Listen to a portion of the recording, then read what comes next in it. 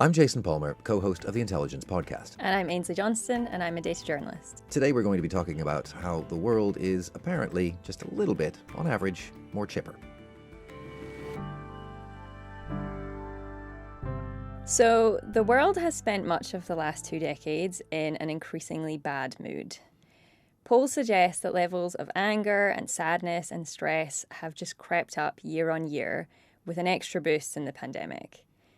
But now there's a new survey of global emotion that suggests that people are now becoming just a little bit cheerier. Our analysis shows, though, that this is not really an even recovery across the world, unfortunately. Before we get into it, how do you even go about measuring whether people are cheerier or not? So the data comes from the Gallup World Poll, which is this annual poll that surveys people in 140 countries around the world. It asks them questions about their demographics, but it also asks them about their mood. So it says, yesterday, did you experience any of these emotions? What they found in the most recent survey from 2024 was that just under 40% of respondents to the survey said that they felt worried the previous day, and over a third said that they felt stress. But that's actually the lowest level since 2019. For the other emotions, a quarter said they felt sad, and just over a fifth were angry in the previous day, which is still high, but down from previous years. That may sound like still quite a lot of misery, but actually a far greater share of people say that they feel positive emotions. So 9 in 10 people say they felt respected yesterday, and around 70% of people said that they laughed or smiled and enjoyed themselves. Did you laugh, smile, or enjoy yourself yesterday? I think I did, yeah.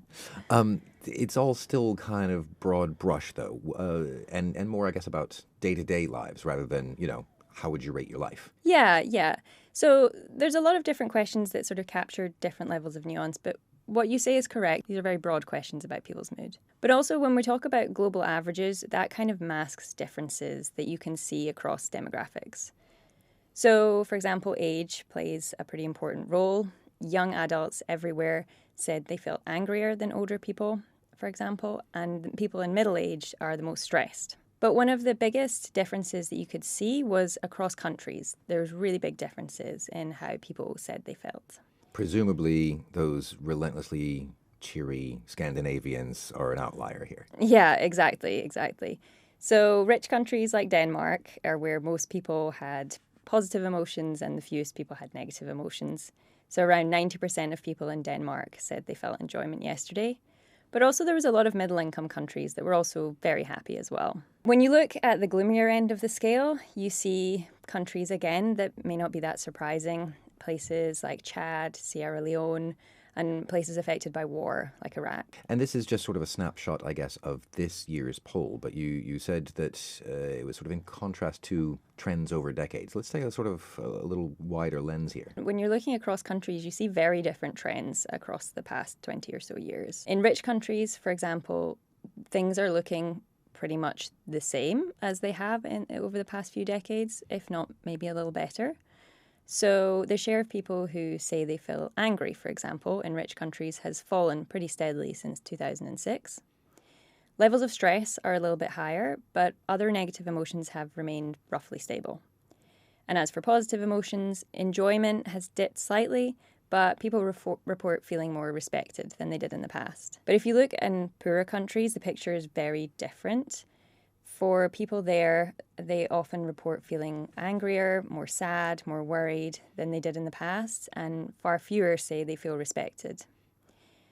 Interestingly, stress in particular has really surged in poorer places as well. In 2006, just 26% of people said they felt stressed, whereas in 2024, that figure was 41%. So some of that is not entirely surprising. Some of it is, broadly positive, I guess. But the point is that for wealthy countries anyway, you might be a little bit happier, but you're still going to be stressy. Yeah, unfortunately, that seems to be true. Stress levels around the world are pretty high. They have been improving in recent years, but I guess it's just something that everybody suffers with. Ainslie, thanks very much for joining us.